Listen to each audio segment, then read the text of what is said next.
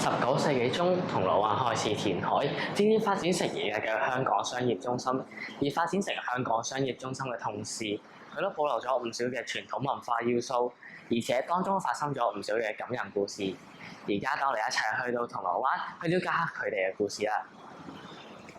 19世紀香港社會治安欠佳，婦孺往往身處於弱勢。保赤安良呢4隻字係香港最早嘅慈善承諾。130年前，保良局係弱勢婦孺嘅避風港，提供托兒同埋婦女嘅庇護服務，見證咗香港從漁村時代就存在嘅社區精神。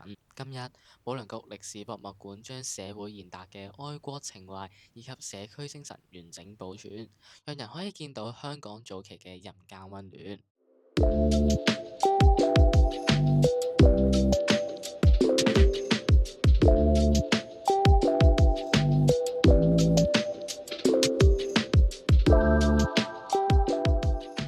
從保良局行到希慎廣場只需3分鐘，大家眼前呢座玻璃幕牆嘅商場，其實承載住利希慎家族100年嘅故事。利氏家族喺20世紀初開發利園山，當時係娛樂休憩勝地，後來逐步演變成商業區，鞏固咗銅鑼灣作為購物中心嘅地位。希慎廣場既係地標建築，亦都見證住香港零售業嘅變遷。再往前走，我哋會經過渣甸坊，呢個名嚟源於英國人威廉渣甸，即係渣甸洋行嘅創辦人。洋行當年買低咗銅鑼灣一帶嘅土地，因此唔少街道都以渣甸命名。呢條 L 型嘅小巷至今仍然保留住傳統街市嘅味道，各式乾貨、水果、衣物應有盡有，可美為燈籠洲街市。燈籠洲即係因填海而消失嘅奇力島，係而家香港遊艇會所在嘅位置。銅鑼灣總係能夠包容各種生活狀態，沿住高士威道方向前行，從市井喧嘩嚟到中央圖書館呢片寧靜嘅知識樂土，可以揾到屬於香港人嘅集體回憶。香港中央圖書館係全港規模最大、館藏最豐富嘅圖書館，樓高12層。入口廣場平台噴水池有旋轉地球儀，台階上刻有名言雋語。館內更可以見到羅旭和爵士嘅塑像，以紀念佢深愛閱讀同對教育同公益嘅貢獻。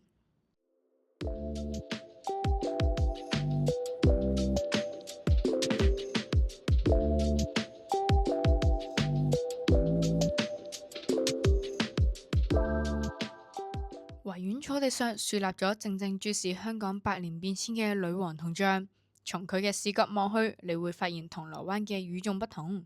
歷史同現代從來都唔係取代，而係共生。佢就係著名伊麗莎白二世嘅高祖母維多利亞女王。女王銅像原本設於中環皇后像廣場，因戰後重建及原址功能轉變而遷移到而家嘅維多利亞公園。由維多利亞公園出發，經過皇仁書院，我哋嚟到最後一站，已經有300年歷史嘅天后古廟。香火同高樓形成奇妙嘅對話。嚟到呢度信仰嘅歸宿，可以見到銅鑼灣早就將過去同現在完美融合。昔日呢度臨海，漁民出海前必定會嚟祈求平安。隨住城市發展同填海工程，天后廟如今被高樓圍繞，形成特別嘅景緻。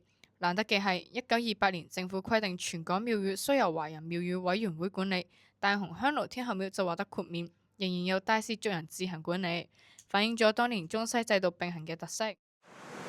經過以上景點之後，我哋可以深刻咁了解到銅鑼灣又可以發展歷史之餘，仲可以保留到中國傳統文化嘅特點同埋巧妙之處。而大家去到銅鑼灣嘅時候，不妨去留意下身邊嘅歷史建築，了解下佢哋身後嘅故事。而我哋今集到此結束，我哋下集再見，拜拜。